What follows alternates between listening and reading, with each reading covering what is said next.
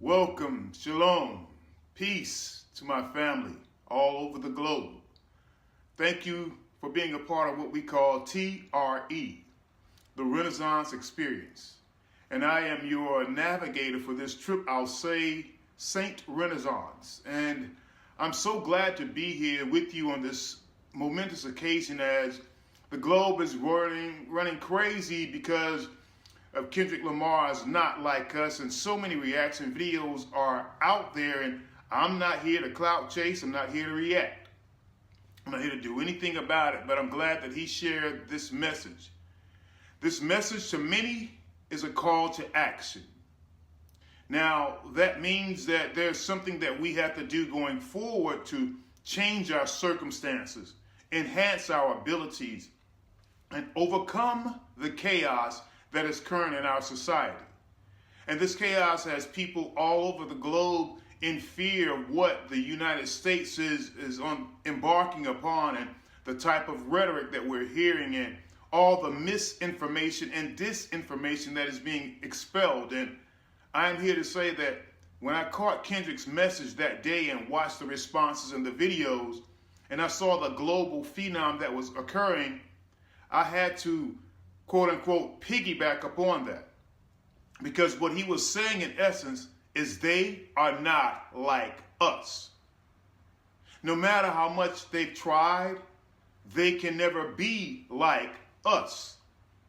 And he was making a call to action, and that call was not only to the people who look like me, but the people who have cleaved to the teachings of our Father Yahweh.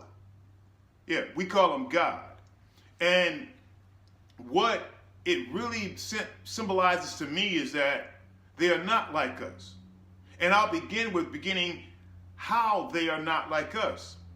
As the slave trade began, and most of you may not know, some of the first slaves were dropped off in Spain. Yeah, with the Roman Catholic Church, because they needed someone to do their servitude work. And these were the best people that they could employ and not pay. And as they dropped us off there and other places from India, China, Japan, Australia, England, Finland, and other places, there were a lot of us that were scattered. But then there's a verse that comes to mind that said, many are called, but few are chosen. And that's the message of today. The people who were dropped off in the Americas, my descendants, your descendants, were exceptional to all the other slaves that were dropped off in the diaspora. And I need to highlight that now to all of us so we can begin to take inventory of ourselves and where we are currently, meaning internally. Do you know that our ancestors achieved and accomplished some of the greatest feats in history? Therefore, they have a month that Dr. Carter G. Woodson put into place called Black History Month. But see, it's really History Year. The entire time we have been overcoming and achieving. Despite oppression, suppression, and depression, we rise every time. Just like Maya Angelou said in her poem, still we rise. Even in the midst of the new policies and people in charge and how they're trying to whitewash every single institution across America, how they're trying to wipe out certain services that would help those people who are disenfranchised and those who are not, as they call, the elites. These things are intentionally done. But at the end, I'll share this message that I've read in the Holy Bible, and it told me that now is the day. Now is the day that you realize we are not like them, and they are not like us. If you think of all the things that we've created, when they begin to try to make us feel like we are second-class citizens, we still rose. We had so many great inventors, so many scientists, engineers, physicians. We worked in astronomy. We worked in agriculture. We worked in industry. Wherever we work, we thrive. If you don't believe me, take all of us out of the NFL, NBA, soccer, baseball even. What do you have? You have a bland product. It's like rice with no seasoning. It's just there. Doesn't do anything for the soul. But then you sprinkle in and you add in a few of us here and there and watch what happens. Just think about it. If there was no ABA, the NBA does not do what it's doing right now. But the ABA, where Dr. Julius Erving really made his name, they had to integrate us because they were not making the products. They were not creating the experiences that would enrich people and make them want to keep buying tickets. If they didn't have us in the NFL, it wouldn't be any good. It would be just a bunch of people running around trying to outrun each other in slow motion, going as fast as they can. And I think about those brothers and sisters across the globe who are not part of the chosen group that we are here in America. That does not mean you are not valuable. It just means us, these descendants of slaves that are living here in the Americas today, we have got to do more. And what I mean by doing more, I'm really saying do less. Now, as I know today, many of us are participating in a ban of spending money, and I applaud you for that. We must begin to think of the next steps. And that's where I need the not like us people in the Americas to go into your closet, your secret place, and begin to work on this seed that you have inside of you. Begin to cultivate it. Turn off everything. Now, that's going to be hard for a lot of you because you have, quote unquote, assimilated into this hypocrisy that we call freedom. But I realize discipline is actually freedom. Because as I have disciplined myself over the past 12 years, I've gained more freedom than ever before. When I try to assimilate and get power and get a degree and get a name for myself and become the greatest this and that, I'm glad that I lost. But when I lost myself, I found my creator. And God, Yah, began to teach me. And for 12 years, since that first stroke, he named me Renaissance, and I never understood that. Because he was letting me know I am not like them. And them, I would define as people who do what society says in order to achieve a goal that they can always keep moving. You know, many of us have our degrees. Many of us have homes. Many of us have some wealth and some sense of similitude. Many of us have some fortunes, but look at the other part of your family. The intent of the entire plan was to break up family. And I must say, they have succeeded. Abundantly succeeded. We have families, especially in my culture, that are so broken. Oh, he's on crack. She's doing this. She's a prostitute. We treat each other so differently because they said they're not like us. But in reality, they are. They just haven't found that seed. They haven't been nurtured enough. And that's where we, as families, always stay together. Do you know that in our African dynasties, 10,000 years ago, we had kings that would take trips from his palace and would go throughout the villages, and he would share gold with members of that village and the next village and the next village. See, we didn't need welfare. We had kings that shared. But now we have people who reach a certain level in society and we ostracize ourselves from everyone so that way we don't have to be responsible for helping them out. But family, we didn't need Section 8. We didn't need SNAP benefits. We didn't need Social Security. Family, we took care of ourselves.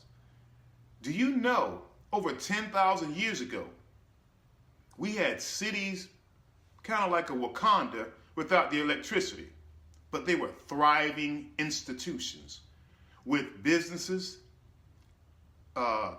colleges, universities, everything you could imagine, and we shared every single thing with each other. If a woman lost her husband and was a widow, the community gathered around her and helped her along with her life. If there was a child who was abandoned, there was no need for a DSS. Other families would adopt them and bring them in, and we would keep moving on. We did this for over 10,000 years repeatedly because they are not like us. And when they saw that, their jealousy caused them to say, hey, we must begin to divide them. I was doing some studies, and not to get off topic, but do you know, if you read the Bible, it never mentions Africa. What is the word they always say? Egypt. Yeah, Egypt. The whole entire continent was called one thing, and it was the Upper Egypt, Lower Egypt, then they had the middle, of course. But the entire continent was called Egypt. You didn't notice that, did you? Then all of a sudden, they met for 3.5 months from around Thanksgiving to the end of February, deciding how to break apart and rename Africa. They named it Liberia, Tanzania, and Uganda, Nigeria, Ethiopia, all these other names that they came up with, and they figured out that they had so many resources that they could exploit. If you don't believe me, go look at King Leopold of Belgium. Yeah, you'll never think about tires the same anymore. They knew that if they sat together and divided us, that they could begin to make profits. And they continued on with this process until now we're here with the president who many people say, well, I didn't elect. I think he was appointed to be there to wake us up. Now, the not like us people, it's time to wake up. It's time to become responsible for the many things that we have accomplished despite them. When they oppressed us, we came through every time. Even in 1920, when the banks and the Great Depression hit, guess who saved the banks?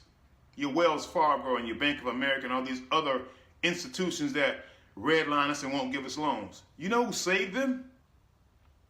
African American people, because we weren't allowed to use their banking system. So that's when grandma and grandpa kept the money in the mattress in the house. So when they had no money, those slaves, those descendants of slaves, somehow accumulated wealth enough to save the banking industry. And I really learned more about this from a white Jewish guy who came through, and we talked for almost 2 hours. And he told me to read a book called The Creature from Jekyll Island. And as I read it, I began to understand about the Federal Reserve and so much more. And as an educator, spending much time in the classroom since about 2001, I remember going in South Carolina, every book room in every state, or every city that I worked in, and I saw these books right here. African Americans and the Palmetto State. In this book, it details the history of things that we had accomplished, but it wasn't being taught in the classrooms. Every book room I would go in, I would find these stacks of books with dust on them. And I'm thinking, what's the purpose? So what I would do, I'll take about 20, 25 copies and put them in each desk. So throughout the year, not just February, we were talking about accomplishment and achievements. Because from my vantage point, the greatest thing they did was getting us to learn not to read. That's it. They made reading so boring. so mundane, so bland. They were reading these stories. I remember recalling hearing them reading. I was like, oh my gosh. It just sounded like Charlie Brown's teacher. Wah, wah, wah, wah, wah, wah, wah, wah. Never had any substance to it. And then when I became a teacher, I flipped the script completely. I took these books and other books and read stories with animated artistry. And I remember reading the story of The People Who Could Fly by Virginia Hamilton. I'll share that. Please go and look it up. The People Who Could Fly. It taught me a lot about how they whitewashed and colorized everything to fit a narrative to make themselves superior. And this, by the way, is what made me the most dangerous person. A library card.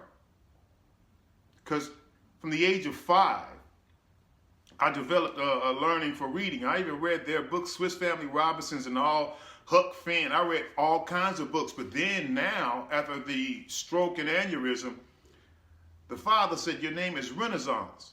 So I started reading these books over again and more other cultural books and began to understand that we are greater than we have been told. They burned our books, destroyed our libraries. They've done everything so that we would never awaken to who we truly are. But in that story of The People Who Could Fly, Virginia talked about this old slave who was on the plantation would walk around and say these words to people who were being severely beaten and oppressed, and they would all of a sudden get wings and fly away. And the slave owner got upset and tried to catch him, and you need to read the story for yourself.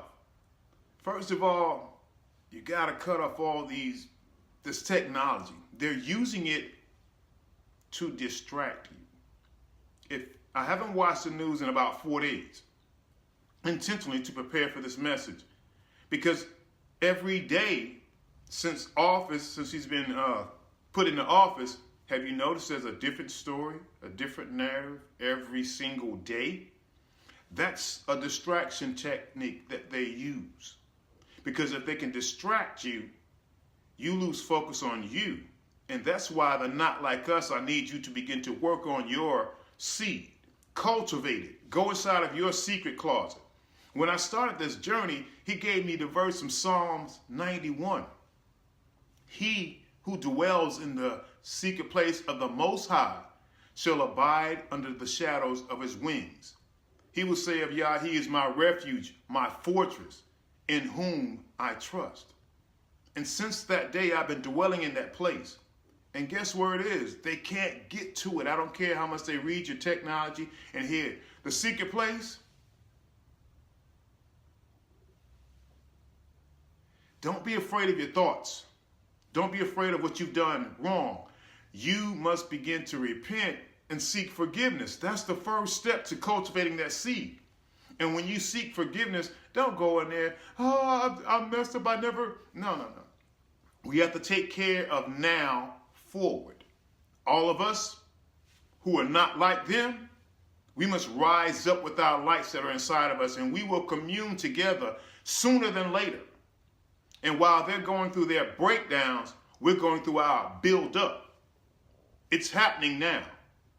The distractions are meant to pull your attention away. So I ask you, remember Benjamin Banneker, the guy who designed Washington, D.C., or Mary McLeod Bethune from my state, who went and became a teacher despite her lack of skills, as they say, and ended up going to Florida and opening Bethune-Cookman College. And I must not forget about George Washington Carver. Family, he is one of the greatest people I've read about, and you know where he got his intellect or where he received his teaching? Out in nature. Just sit down for a minute. He would go out and watch things that were happening with nature and begin to come up with things, not only the peanut, but body lotion, other skin products. We can't forget about the other people that have done so much. There was a guy here named Robert Smalls. He's in Beaufort, South Carolina. And they had him on this particular Confederate ship. And he had learned to navigate and sail over the time. And when the crewmen went on shore to get them a little R&R as they speak. He commandeered that boat and sailed it, just as the captain did, to a Union blockade and had the white surrender flag, and he was able to purchase his freedom eventually. Family, we have so many stories of people who were sent to the Americas, the chosen people who rose up and overcame obstacles. Now is that day. Now is the time. If you don't realize, there was one thing that I like to close with, and it was community. When they got us out of slavery and said, okay, you're free, and they still had us with the Jim Crow laws and other things that had us under the bottom, what we did was we went and built our own communities, our own banks, our own cleaners, our own restaurants and food shops. And we spent our money within that particular region, and our people began to thrive, and we were going and we were looking great, and they were looking like shags and shambles and everything else. So go look up the Red Summer of 1919. They burned to the ground 64 communities and towns because we had gotten together and put everything that we had, and we were flourishing. Why do you think they keep making it seem like, oh, you're no good? Oh, you're this, you're that. Because we are not like them. And there's so many other stories I could take, but I don't want to overwhelm you. I want you to begin to go look for yourself. I want you to know in the Americas that the others in India and Australia and other places, they're waiting on us to take our rightful place as the chosen ones, because we are not like them and they are not like us. As I think about the way that I would like to close it, the prophet Isaiah, which they said don't read the Old Testament, said something in the beginning of Isaiah 54 that let me know now is the day to embrace who you are. And I want to share this short verse with you because I normally don't get on here and read, but for this moment, I need you to hear these short verses and let them marinate inside of your spirit. Sing, O childless woman, break out into loud and joyful song, Jerusalem. For she who was abandoned has more blessings now than she whose husband stayed. When it talks about sing, O childless, he's talking about us chosen people who are barren and lost and without hope, so they think. It goes on to say, enlarge your house, build on additions, spread out your home, for you will soon be bursting at the seams, and your descendants, us, the not like us people, will possess the cities left behind during the exile and rule the nations that took their lands. Behold, we are not like them, and they are not like us. I took some time to consecrate myself before I even pondered on releasing this message. So my question is now, will you continue to be like them? Because they are not like us. Embrace who you are. Step into who we have become and who we are meant to be, and watch what happens. And in that same verse or scripture, it was verse 17, and it's a verse that you all know. It says, no weapon formed against us shall prosper. You will have justice in every courtroom live. This is the heritage of the servants of Yah. This is the blessing I have given you, says our Elohim. I love you. I just need us to get together. Common unity. Common unity. Start to make things and help out those brothers and sisters who are in need. Those ones who are on drugs bad, we need to pray for them and hope that they get some particular help that they need. But those of us, we must assemble together. We must choose differently. We must do differently. And I thank you so much. And the reason why he calls me Saint Renaissance is because saint is someone who loves God more than he loves himself. And Renaissance is the rebirth of culture. Family, let's be reborn together. Peace. Shalom.